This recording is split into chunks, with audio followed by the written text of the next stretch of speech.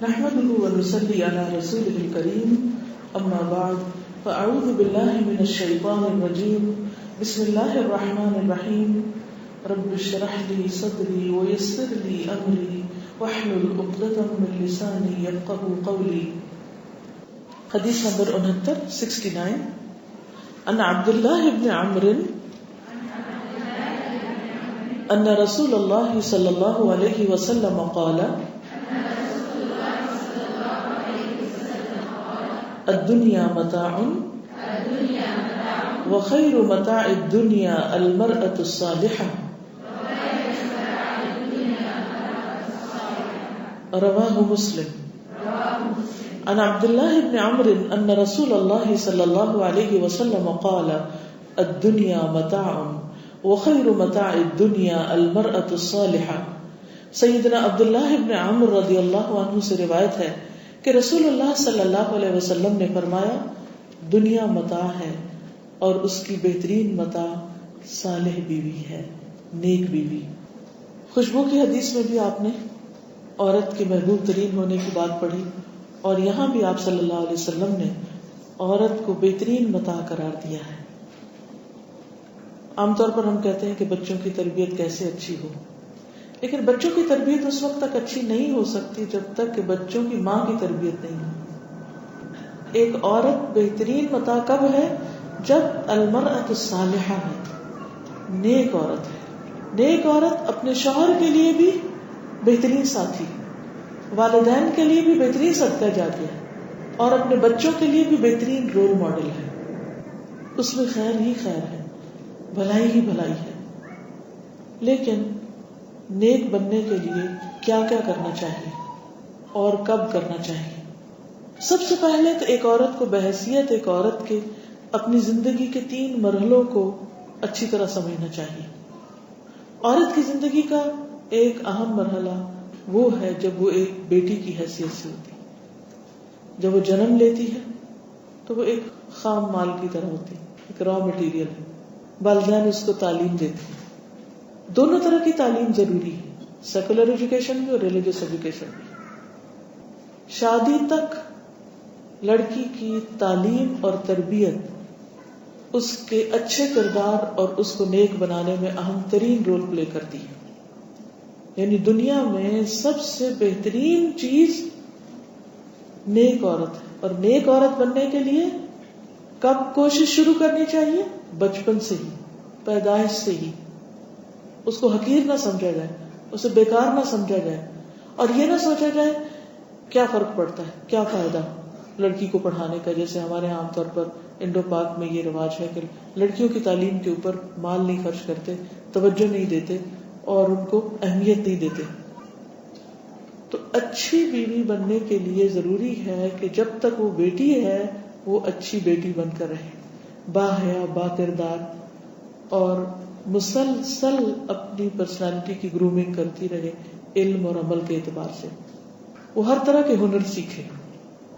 اور میں ان ماؤں کو بھی اس وقت کہوں گی کہ جن کی بیٹیاں جوان ہیں کہ وہ اپنی بچیوں کو المرأة الصالحہ، آئیڈیل مسلمہ بنانے کے لیے کل کا انتظار نہ کریں، آج سے شروع کریں. جب وہ چھوٹی ہیں جب سے شروع کریں اور ان کو بتائیں کہ وہ ایک عورت ہیں. ہم نے اپنے بچوں کی تربیت کچھ اس انداز میں کرنی شروع کر دی ہے کہ ہم بچپن سے لڑکیوں کو کہتے ہیں کہ تم مرد بن کے جیو، طاقتور بن جاؤ، انڈیپینڈنٹ بن جاؤ. اب ایک عورت جب عورت نہیں رہتی، وہ مرد بن جاتی ہے تو مرد کے لیے بھی اس میں وہ اٹریکشن نہیں ہوتی. جب وہ ماں بنتی ہے اگلے مرحلے پر تو ماں کی حیثیت سے بھی اس کے اندر وہ کائنڈنس، وہ پولائٹنس، وہ محبت اور وہ ہمدردی وہ نہیں ہوتی. قرآن مجید میں عورت کے بارے میں آتا ہے کیا وہ جو زیورات میں پالی جاتی، تو جو زیورات ہے وہ عورت کی پہچان ہے. چھوٹی بچیوں کو ایسا لباس پہنائیں جس میں وہ لڑکی لگے. ہم نے لڑکیوں کو بھی پینٹ شرٹ پہنا کے ان کو لڑکا بنا دیا ہے اور اس میں بھی ان کو جب جینس پہنا دیتے ہیں یا کالے رنگ کا لباس بس پہنا دیتے ہیں یا ایسے ٹراؤزر اور ایسے پجامے پہنا دیتے ہیں تو وہ حرکتیں بھی لڑکوں والی کرنے لگتی. اور پھر کیا ہوتا ہے کہ وہ لڑکوں کی برابری اور لڑکوں کا مقابلہ. اور پھر افسوس یہ کہ جب ہمارے آس پاس اچھی سیکولر ایجوکیشن صرف کو ایجوکیشن میں ہے، تو پھر وہ بچپن سے ہی مردوں کے مقابلے پر جو سروائیول کی ان کو جنگ لڑنی پڑتی ہے کہ اپنے آپ کو بچا کے رکھنا ہے، تو بہادر بنانا ہے خود کو یا سخت جان بنانا ہے، تو وہ ایک عجیب طرح کی سخت مزاجی اور سختی لڑکیوں کے اندر آنے لگتی. لباس بھی ویسا، گفتگو بھی ویسی، کئی سال تک وہ روزانہ لڑکوں کے ساتھ پڑھ رہی ہیں، تو ان کے ساتھ ظاہر ہے کہ کوئی ادب اور تمیز والی بات تو نہیں ہوتی، وہ ایک برابری کا معاملہ ہوتا ہے. جب اس ساری ایجوکیشن کے بعد وہ شادی ہوتی ہے، اگلے مرحلے میں قدم رکھتی ہیں، تو وہ پھر بحیثیت ایک بیوی کے، ایک نرم مزاج اور ایک محبت کرنے والی بیوی کی حیثیت سے لڑکی اپنے آپ کو فٹ نہیں کر پاتی. یہاں آ کے مرد کو بھی شکایت ہو جاتی ہے کہ میں نے کس سے شادی کی ہے. اس کے اندر وہ نسوانیت نہیں، عورت کی خوبصورتی، عورت کے اندر کی اٹریکشن اس کی نسوانیت میں ہے. لہذا نیک عورت وہ ہے جب وہ بیوی بنے تو بیوی کی حیثیت سے مرد کے لیے اٹریکشن کا ذریعہ ہو اور اس کے لیے محبت کرنے والی ہو، بچے پیدا کرنے والی ہو، گھر سنبھالنے والی ہو. کیونکہ بعض اوقات ٹھیک ہے مرد حضرات کہتے ہیں کہ لڑکی جاب کرنے والی ہو، لیکن آپ نے دیکھا ہوگا کہ شادی کے بعد جب لڑکیاں جاب کرتی بھی ہیں، میں نہیں کہتی کہ نہیں کرنی چاہیے، لیکن ہر لڑکی کے بس میں بھی نہیں ہوتا کہ وہ بیلنس قائم کر سکے. لہٰذا نہ وہ گھر کی، نہ باہر کی، نہ ادھر کی نہ ادھر کی. وہ باہر جاتی ہے تو باہر مرد بن کے اس کو رہنا پڑتا ہے، وہ گھر آتی ہے تو اس کو عورت بن کے رہنا پڑتا ہے. اب وہ ایک دوہری شخصیت کی حامل ہو جاتی ہے اور اس دو پارٹوں میں وہ پس کے رہ جاتی ہے. اس کا جو اندر ہے یا جو اس کے جذبات ہیں یا وہ خود کیا ہے اس کو بھی نہیں معلوم رہتا، اور اس طرح عورت کی زندگی مزریبل بن جاتی. اس لیے بہت ضروری ہے کہ المرأۃ الصالحہ، وہ نیک عورت، نیک بیوی، نبی صلی اللہ علیہ وسلم نے جس کو پسندیدہ ترین ایک آئیڈیل شخصیت قرار دیا ہے، اس کا پورا نقشہ ہمارے سامنے ہو. اس کے لیے میں آپ کو ایک ریکمینڈ کروں گی کتاب آئیڈیل مسلمہ، علی الہاشمی کی کتاب ہے. میں چاہوں گی کہ ہر خاتون اس کو پڑھے کہ آئیڈیل مسلمہ کون ہوتی ہے، اس میں اس کو کس حیثیت میں کس طرح بہیو کرنا ہے، اس کی جنت کہاں ہے، اس کی آخرت کہاں محفوظ ہے، اس کا بہترین کردار کون سا ہے. لہذا جب وہ ایک بیوی ہے تو اس کا کام ہے گھر بسانا. ماں باپ کے گھر، وہ گھر بسانے کی تیاری کرے، اور جب اپنے گھر پہنچ جائے، شادی ہو جائے تو گھر بسائے، وہ بیوی بن کے رہے. اگلا مرحلہ کب شروع ہوتا ہے؟ جب اس کے اپنے بچے پیدا ہو جاتے ہیں، وہ ایک ماں بن جاتی ہے. اب اس کو نسلوں کی تربیت کرنی ہے. ایک ہے اس کا پریپریٹری رول جب وہ ماں باپ کے گھر ہے، مسلسل سیکھے، مسلسل اپنی سکلز انہانس کرے، مسلسل اس کی تیاری کرے کہ وہ اچھی بیوی کیسے بنے گی، اچھی ماں کیسے بنے گی، اور جب شادی ہو جائے تو پھر اچھی کمپینین بھی ثابت ہو.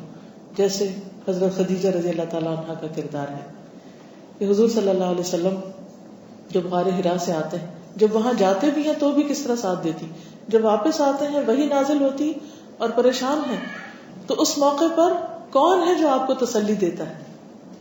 یعنی مرد کے لیے بہترین چیز کیا ہے؟ اس کی اچھی بیوی. جب وہ باہر کے دنیا کے ہنگاموں سے، مصیبتوں سے فارغ ہو کر آئے تو بیوی اس کے ٹوٹے ہوئے دل کو تھامنے والی ہو، سہارا دینے والی ہو، اور اس کے ساتھ شفقت کرنے والی ہو، نہ کہ روٹ کے موڈ آف کر کے بیٹھ جانے والی ہو کہ صرف مجھے ہی توجہ چاہیے. نہیں، وہ توجہ دینے والی بھی ہو. آپ دیکھیں کہ جیسے ابھی میرا بیٹا بڑا ہو رہا ہے نا، تو ہر ماں سوچتی ہے کہ اس کی بیوی کیسی ہو. اگرچہ میں نے اس پر پورا سوچا ہوا کہ جو اس کی پسند ہوگی وہ میری پسند ہوگی، اور انشاءاللہ یعنی میں اپنی پسند کو نیچے اور اس کی پسند کو آگے کروں گی. ہر مرد کے دل میں ہوتا ہے نا کہ میری بیوی ایسے ہو. لیکن ایک چیز پہ مجھے بڑا ہی رحم آتا ہے، وہ اب تک بھی 17 سال کا ہو کر بھی مجھے اسے کھلانا پڑتا ہے، اس کو یاد کرانا پڑتا ہے کہ تم نے اب یہ اور یہ کام کرنے آج دن میں. اسے پانی تک پلانا پڑتا ہے کہ دیکھو آج تم نے پانی نہیں پیا، آج تم نے یہ نہیں کیا. تو ایک ماں کا دل ہوتا ہے نا. تو میں ہمیشہ سوچتی ہوں کہ جب اس کی شادی ہوگی اور میں اس کے سر پہ نہیں ہوگی تو اسے پانی کون پلائے گا، اس کی کیئر کون کرے گا. اچھا، اس سے میں نے یہ سبق سیکھا کہ مجھے اپنے شوہر کے لیے کیسا ہونا چاہیے. وہ بھی کسی کا بیٹا ہے نا، وہ بھی کسی کا بیٹا ہے. تو اسی طرح یعنی جب ہم یہ چاہتے ہیں اپنے بچوں کے لیے ایک اچھی بیوی، کیونکہ میں سوچتی ہوں ایسی بیوی ہو جو اس پر رحم کرے اور اس کا خیال رکھے، تاکہ اگر یہ گھر سے باہر کوئی کام کرے تو اس کی کوئی کیئر کرنے والا ہو. جب ہم اپنے لیے یہ چاہتے ہیں اپنے بچوں کے لیے تو خود کیوں نہیں وہ بن جاتے؟ تو بیوی کی حیثیت میں جہاں کیئر ضروری ہے، جہاں محبت ضروری ہے، شفقت ضروری ہے، بیوی بن کے رہنا ضروری ہے، وہاں ایک اچھا سمجھدار ساتھی بننا بھی ضروری ہے کہ جب شوہر کوئی ایسا فیصلہ کرنے لگے بزنس میں یا کوئی غلط ڈیسیژن لینے لگے تو وہ اس کو سنبھالنے والی بھی ہو، اور جب اس کا دل ٹوٹے یا جب اس کی سیلف اسٹیم کسی وقت لو ہونے لگے تو وہ اس کو بڑھانے والی بھی ہو. حضرت خدیجہ نے کیا کہا تھا حضور صلی اللہ علیہ وسلم کو جب آپ بہت پریشان تھے؟ کلا واللہ لا یخزیک اللہ ابدا، ہرگز نہیں، اللہ کی قسم اللہ آپ کو کبھی بھی رسوا نہیں کرے گا. انک لتصل الرحم، آپ رشتہ داریوں کو جوڑتے ہیں. وتحمل الکل، دوسروں کے بوجھ اٹھاتے ہیں. تکسب المعدوم، جو کما نہیں سکتے ان کو کما کے دیتے ہیں. وتقر الضیف، مہمانوں کی عزت کرتے ہیں. وتعین علی نوائب الحق، اور ایسے حادثات میں جو حق کے معاملے میں پیش آتے ہیں ان میں آپ مددگار ہوتے ہیں. اللہ آپ کو رسوا نہیں کرے گا. کتنے واضح ڈسکرپٹیو انداز میں شوہر کی تعریف ہے. ایک یہ کہنا آپ بہت اچھے ہیں، آپ بہت اچھے ہیں، یہ کافی نہیں ہوتا. شوہر کی بھی تعریف کرے ڈسکرپٹیو کہ کیا اچھا ہے آپ میں. You are so caring to your family. یہ تو ہم کو بہت ہی برا لگے کہ وہ اپنی رشتہ داروں کے ساتھ اچھا سلوک کرے. ہمارے نزدیک تو تعریف کی بات ہی نہیں، بلکہ یہ تو الٹا اس کے مائنس پوائنٹ میں سے آتا ہے. لیکن حضرت خدیجہ کتنی سمجھدار ساتھی تھی کہ وہ ان کو اپریشیٹ کر رہی کہ آپ اپنے رشتہ داروں کا بہت خیال رکھتے ہیں، رشتوں کو جوڑتے ہیں، لہٰذا اللہ آپ کو رسوا نہیں کرے گا. آپ مہمانوں کی عزت کرتے ہیں. ہم خواتین کا کیا حال ہے کہ ایک سے دوسری دفعہ مہمان بلانے شامت لے آئے گھر میں کہ یہ آپ روز ہی مہمان لے آتے ہیں، پوری دنیا کو بلا لیتے ہیں، اس کو وہ بھی آ جائے، وہ بھی آ جائے، وہ بھی آ جائے. اکثر گھروں میں شوہر بیوی کی لڑائی کس بات پہ ہوتی ہے کہ روز مہمان کیوں لاتے ہیں. حضرت خدیجہ اس پہ اپریشیٹ کر رہے ہیں کہ آپ تو اتنے مہمانوں کی عزت کرتے ہیں، آپ کو اللہ رسوا نہیں کرے گا. پھر آپ جن کے پاس نہیں خود کما کے آپ انہیں دے رہے ہیں. اگر ہم کسی کے ساتھ ایسا کریں، یعنی ہمارے شوہر کریں کہ جی میرا فلاں بھائی معذور ہے یا فلاں رشتے دار یا فلاں شخص جو ہے، ہم اس کا مہینے کا وظیفہ لگا دیں تو ہم کہیں کہ ہمیں تعصب گرنے لگے کہ ہمیں اپنے بچوں کا خیال نہیں اور سب کچھ آپ دوسروں کو ہی کھلا رہے ہیں. لیکن حضرت خدیجہ اس پر بھی اپریشیٹ کر رہی ہیں. کتنا بڑا دل تھا حضرت خدیجہ کا. پھر وہ کہتی ہیں کہ حق کے معاملے میں جو مشکلات آتی ہیں آپ ان میں دوسروں کا ساتھ دیتے ہیں، اور تحمل الکل، دوسروں کے بوجھ اٹھا لیتے ہیں. ہم اس پہ بھی ڈسکریج کرتے کہ سارے زمانے کا غم آپ نہیں لینا اور ہر ایک کی کاؤنسلنگ آپ نے کرنی، آپ نے ہر ایک کی مدد اور ہر ایک کی مشکل، تو گھر کے لیے آپ کے پاس کوئی وقت نہیں. ہماری شکایتیں عموماً یہی ہوتی ہیں نا عورتوں کی، اور اسی پہ لڑائیاں ہوتی ہیں. تو ایسے معاملات میں جب تک بیوی ساتھ نہیں دے گی، شوہر نیکی کے کام نہیں کر سکتا، وہ اللہ کے راستے میں خرچ نہیں کر سکتا جب تک بیوی اپنا ایکسپینڈیچر کم نہیں کرے گی. کیونکہ گھر کا ایک بڑا خرچہ جو ہے، چاہے وہ میک اپ کا ہو یا کپڑوں کا ہو یا اور اس طرح کی چیزوں کا ہو، وہ بہرحال ایک بجٹ کا ایک بڑا حصہ خواتین کے ہاتھ میں جاتا ہے یا خواتین کی مرضی سے خرچ ہوتا ہے. شادی بیاہوں لین دین کے معاملے موسٹلی عورتیں کر رہی ہوتی ہیں. تو ان سب چیزوں میں بھی عورت کی ذمہ داری بنتی ہے کہ وہ مرد کا ساتھ دے. ایسی ہی عورت المرأۃ الصالحہ ہوگی. پھر جب وہ ماں بن جائے تو ماں کی حیثیت میں اپنے بچوں کی تربیت کرے. جی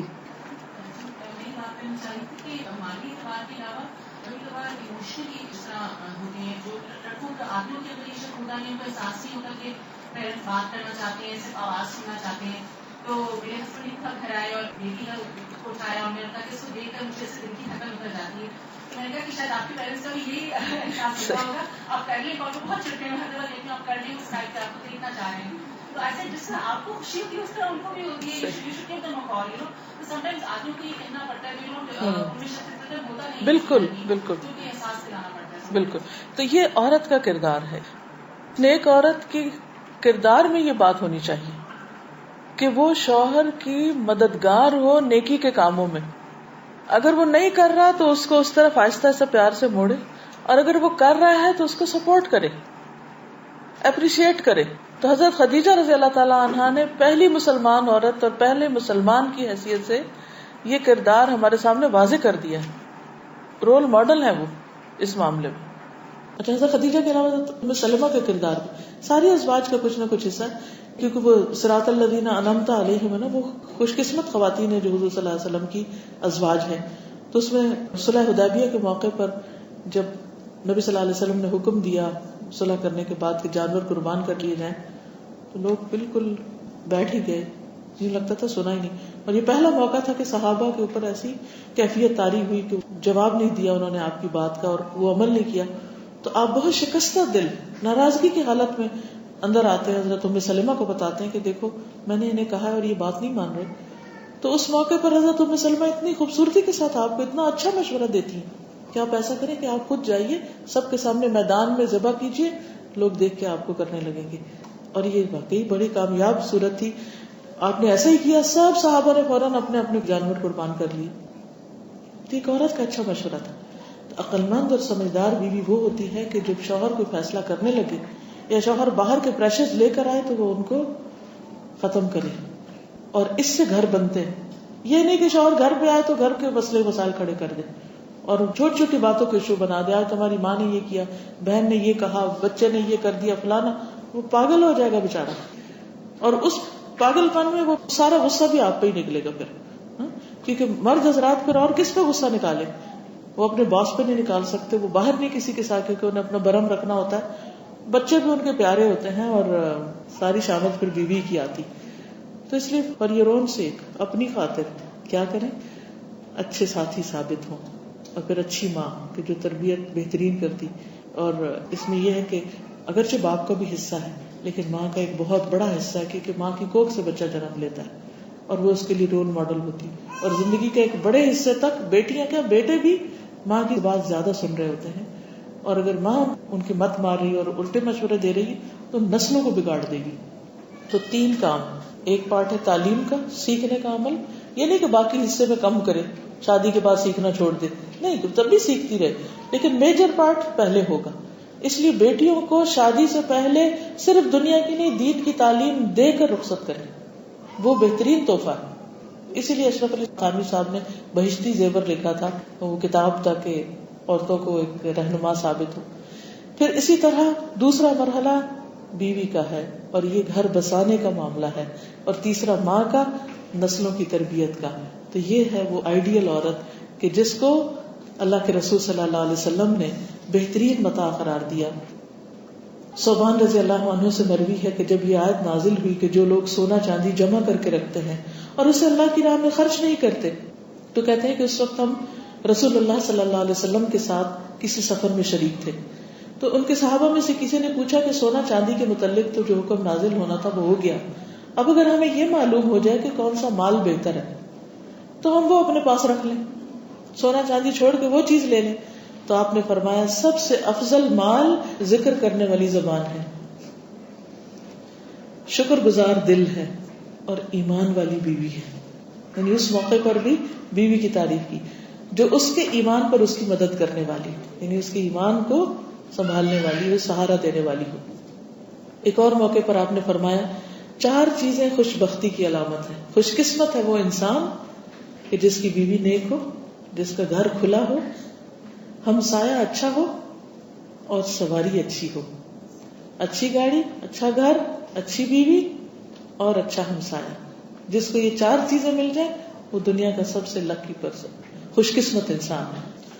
قرآن مجید میں اللہ سبحانہ وتعالیٰ نے جو صفت کی نیک عورتوں کی وہ کیا ہے؟ فالصالحات قانتات حافظات للغیب بما حفظ اللہ. نیک عورتیں وہ ہیں جو شوہروں کی فرمانبردار ہوں اور ان کی غیر موجودگی میں اللہ کی حفاظت اور نگرانی میں ان کے حقوق کی حفاظت کرنے والی. کہ جب کوئی نہ دیکھ رہا ہو، صرف اللہ دیکھ رہا ہو، تو اس وقت بھی وہ اپنی عزت و عصمت کی حفاظت کرے. ایک اور حدیث میں آتا ہے، حضرت ابو ہریرہ کہتے ہیں کہ آپ سے پوچھا گیا کہ بہترین عورت کون ہے؟ آپ صلی اللہ علیہ وسلم نے فرمایا وہ عورت جب اس کا شوہر اس کی طرف دیکھے تو اسے خوش کر دے. اور یہ بڑا آسان نسخہ، صرف اسمائل کرنے کا، بس اسمائل کر دیں تو اس سے کیا ہوگا؟ دوسرا بھی خوش ہو جائے گا. لیکن یہ بڑا مشکل ہے کیونکہ سارا اظہار اپنے فرسٹریشنز کا پھر ہم نہ اسمائل کر کے کرتے ہیں. اسمائل کرنے کو دل بھی چاہ رہا تو روک لیتے ہیں کہ نہیں ہم نہیں اسمائل کریں گے، ایک طرح سے احتجاج کر رہے ہوتے ہیں. لیکن اسی میں تو اجر زیادہ ہے جو ہم اپنی مرضی کے خلاف جا کے کرتے ہیں. اور آپ دیکھیں گے کہ اسمائل کرنے سے آپ کی فرسٹریشن چلی، آپ کو بھی ریلیف ملے گا اور دوسری طرف سے بھی آپ کو اچھا رسپانس ملے گا. جب کسی بات کو حکم دیں تو اس کی اطاعت کریں. یعنی معروف میں نیز عورت کی جان اور مال کے معاملے میں شوہر جس چیز کو ناپسند کرتا ہو اس میں اس کی مخالفت نہ کرے. یعنی ہر عورت کو اپنے شوہر کے مزاج کو سمجھنا چاہیے کہ وہ کن چیزوں کو پسند نہیں کرتا، اور جو چیزیں اسے پسند نہ ہو ان کو وہ بھی پسند نہ کرے. ابو اذینہ صدفی سے روایت ہے کہ رسول اللہ صلی اللہ علیہ وسلم نے فرمایا تمہاری بہترین بیویاں وہ ہیں جو محبت کرنے والی، زیادہ بچے جننے والی، ہم نوائی کرنے والی اور ہمدردی کرنے والی ہوں، بشرطے کہ وہ اللہ سے ڈرنے والی ہوں. اور بدترین عورتیں وہ ہیں جو غیر شوہر کے سامنے زیبائش کرنے والی، یعنی اپنی زینت دوسرے مردوں کو دکھانے والی ہوں، اکڑ کے چلنے والی ہوں. ایسی عورتیں منافق ہیں، ان میں سے کوئی جنت میں داخل نہ ہوگی مگر سرخ چونچ اور سرخ پیر والے کبے کی طرح. یعنی عورت کی اچھی خوبیوں کا بھی ذکر کر دیا گیا اور برائی کا بھی ذکر کر دیا گیا کہ عورت کے لیے اچھا کیا ہے کہ وہ شوہر سے محبت کرے اور اس کی ہم نوائی کرے. ہم نوائی کیا ہوتا ہے؟ ہاں میں ہاں ملانا. یہ نہیں کہ شوہر ایک بات کر اور وہ کہ نو نو نو اس ٹیلنگ اے لائی، یہ بالکل غلط کہہ رہے ہیں. یہ نہیں ہونا چاہیے. یہ شوہر کی بات نہیں کاٹنی چاہیے. ٹھیک ہے سم ٹائم آپ کو یہ پتا ہوتا ہے نا کہ یہ ٹھیک بات نہیں کہہ رہے، تو بھی اس وقت چپ کر دیں، صبر کر دیں اور بعد میں آپ سمجھا لیں. کیونکہ بعض اوقات ہم سچ بولنے اور سچ ثابت کرنے میں کیا کرتے ہیں، شوہر نے کوئی بات کی ساتھ ہی کرنے نہیں یہ ایسا نہیں ہے، اس نے کچھ کہا ہر چیز میں نو نو سے شروع، نو. وہ گھر ایک جہنم بن جاتا ہے کیونکہ اس سے اس کے اندر ایک غصہ پیدا ہونا شروع ہو جاتا ہے، شوہر کے اندر ایک فرسٹریشن آتی. کیونکہ شوہر بیوی کو ایک کمپینین اور ایک مددگار کے طور پر لیتا ہے نا، اور اگر وہی اس کو کاٹ رہی ہے اور وہی اس کی ہر بات میں نو کر رہی ہے تو اس سے کیا ہوگا؟ اس سے گھر میں کبھی بھی خوشی نہیں ہو سکتی. تو یہ عورت کی بہترین صفت ہے کہ وہ الودود البلود المواتی المواسیہ، غمخاری کرنے والی، دکھ درد میں کام آنے والی، اور پھر ان سب صفات کے ساتھ اللہ سے ڈرنے والی ہو. اگر اللہ سے نہیں ڈرتی تو کوئی فائدہ نہیں، یہ پھر سب دکھاوا ہے. اور شر نسائکم المتبرجات المتخیلات وہن المنافقات لا يدخلن الجنة منہن الا مثل الغراب العاصف. اب آپ کچھ کہنا چاہتے کیسے؟ جی آپ فرمائیں. میں یہ سوچ رہی تھی کہ جب یہ صالحہ عورت کا کردار جو ہے تو اس وقت تو بہت مشکل ہوتا ہے، یعنی کہ آدمی کی دوسری عورت کا جب معاملہ آتا ہے تو مجھے یہ لگتا ہے کہ اس کا اس وقت کیا معاملہ ہوگا، کیونکہ اگر میں اپنے دل پر رکھتی ہوں تو مجھے بھی بہت مشکل کام لگتا ہے یہ. تو میں یہ سوچتی ہوں کہ عورتیں جن کو میں دیکھتی ہوں تو وہ یہ ہوتا ہے کہ دوسری عورت کا جب بھی معاملہ آتا ہے ایک دم بکھر جاتی ہیں اور سمجھ نہیں آتا نا، وہ ایک جذباتیت ایسی ہوتی ہے. لیکن صالحہ عورت کے سامنے جب یہ معاملہ آئے، حالانکہ اللہ میاں نے یہ جائز کیا کہ وہ دوسری بھی کر سکتا ہے، تیسری بھی کر سکتا ہے، تو ہم لوگ اتنا بکھر جاتے ہیں. یہ ہوتا ہے ایک دینی عورت کا کردار کیا ہوتا اس وقت. دیکھیے اس میں یہ نا کہ کچھ چیزیں تقدیر کا حصہ بھی ہوتی ہیں، کچھ ہمارے اپنے اعمال کا نتیجہ ہوتی ہے. یعنی کہ کئی اعتبار سے ہوتا ہے نا کہ کوئی ایسا واقعہ یا حادثہ یا کوئی ریزن ہو سکتی ہے اس کی. عام طور پہ ہمارے ہاں اس کی ایک ہی ریزن سمجھی جاتی ہے، اور وہ کیا کہ پہلی دیکھ نہیں سکی، میاں کو سنبھال نہیں سکی، یا لک آفٹر نہیں کر سکی، یا اس کی ضرورت پوری نہیں کر سکی، یا اس کے ساتھ تعاون نہیں کر سکی. تو اس وجہ سے بھی پہلی بیوی جو ہوتی ہے وہ بہت زیادہ انسیکیور ہو جاتی ہے اور پھر وہ اس کو بہت زیادہ اپنے اوپر لے لیتی ہے، حالانکہ اس کی کئی ایک اور ریزنز بھی ہو سکتی. ایسی صورت میں وجہ کچھ بھی ہو، اگر انسان یہ دیکھے کہ یہ میری قسمت میں لکھی تھی یہ چیز، یا یہ زندگی کا ایک حصہ تھا، تو اس کو صرف ایک حادثے کے طور پر نہ لکھے، ایک ریالٹی کے طور پر دیکھے.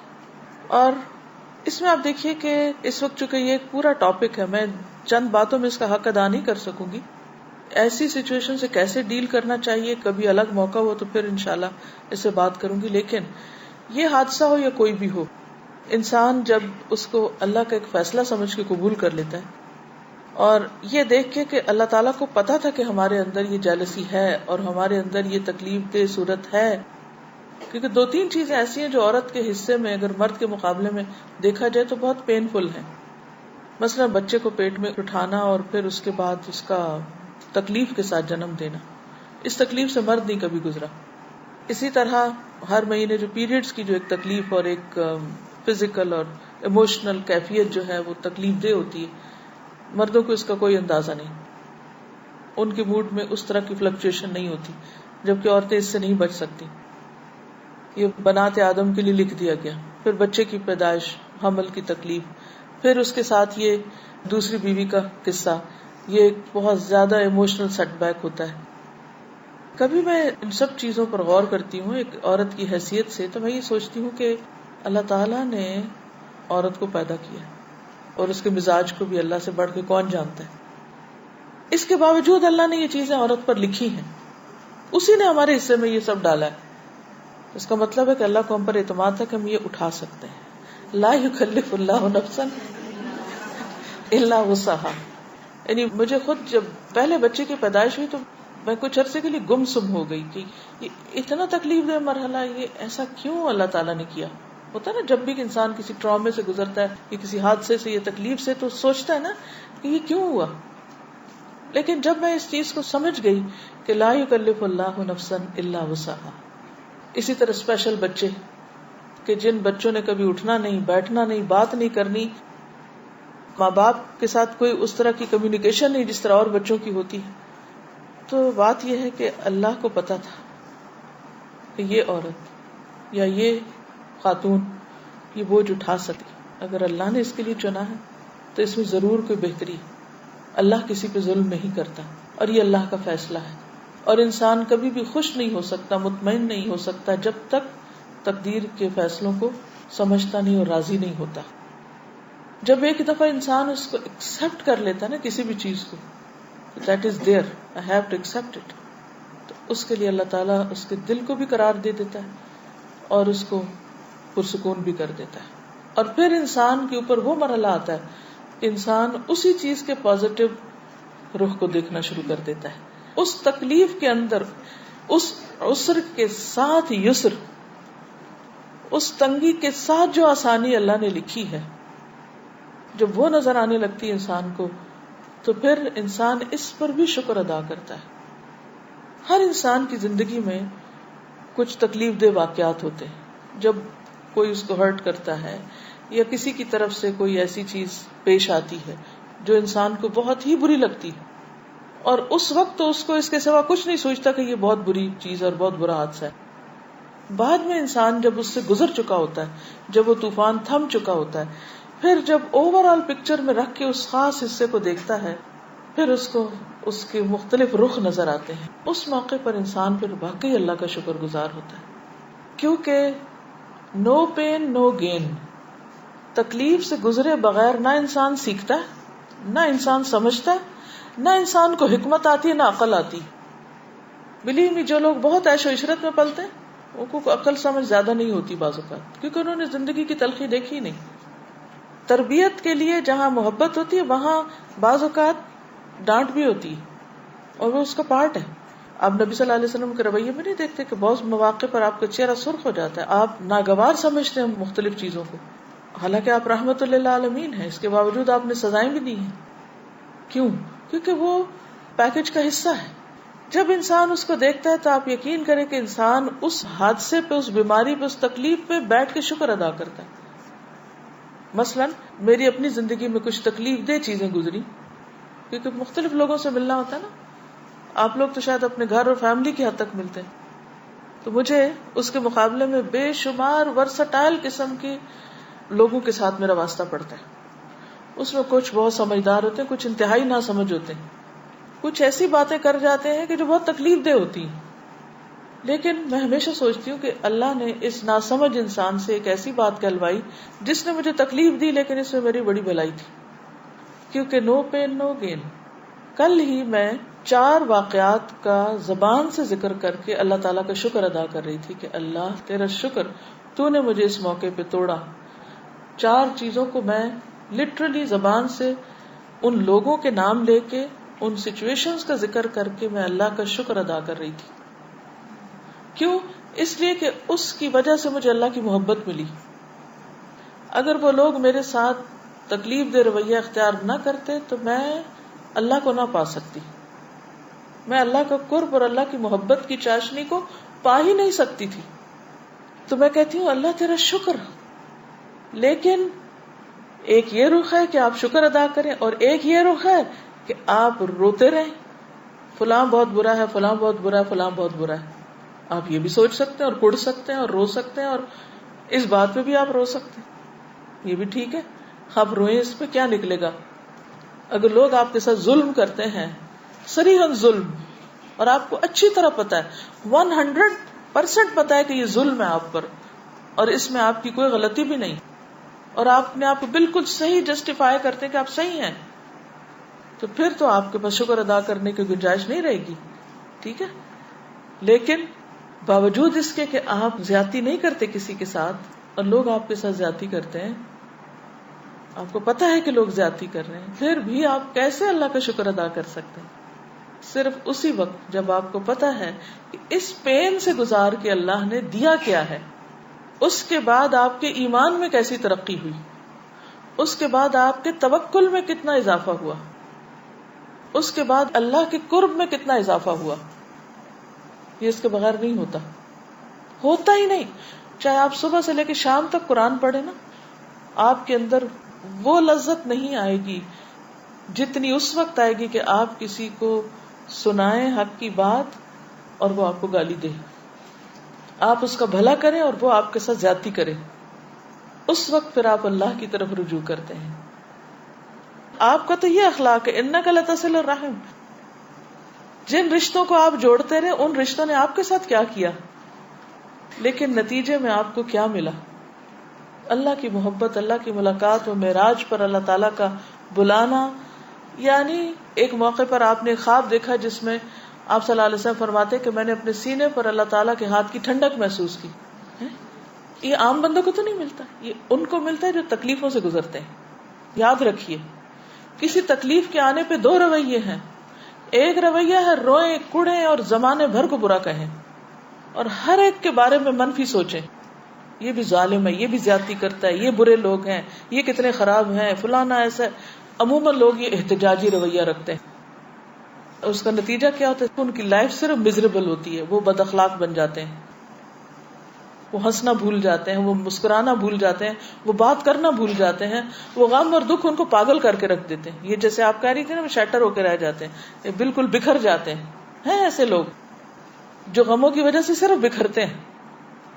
اور کچھ ایسے لوگ ہیں کہ جو کہتے ہیں کہ یا اللہ تیرا شکر ہے. اب مثال کے طور پر آپ دیکھیے کہ آپ کے سامنے سونے کی وادیاں پیش کی گئی کہ آپ چاہیں تو یہ سب آپ کو ملے، لیکن آپ نے کہا کہ نہیں، یا اللہ مجھے آل محمد کو بس بقدر کفایت روزی دینا تاکہ تیرا شکر گزار بندہ بنا رہو. تو جب تک ہمیں سٹریس مینجمنٹ نہیں آئے گی، جب تک ہمیں تکلیف پر شکر ادا کرنا نہیں آئے گا، تو حقیقی معنوں میں شکر ادا کرنا نہیں جانیں گے. سب کچھ بھی اگر نہ رہے نا، انسان کچھ نہ رہے، نہ اولاد رہے، نہ شوہر رہے، نہ ماں باپ رہے، نہ کوئی رہے، لیکن اگر اس کے ساتھ اللہ ہے، اس کے دل میں اللہ کی محبت ہے، اسے کوئی غم نہیں. ہم نے اللہ کو نہیں پایا، اس لیے بندوں کے اوپر بھروسہ کرتے ہیں.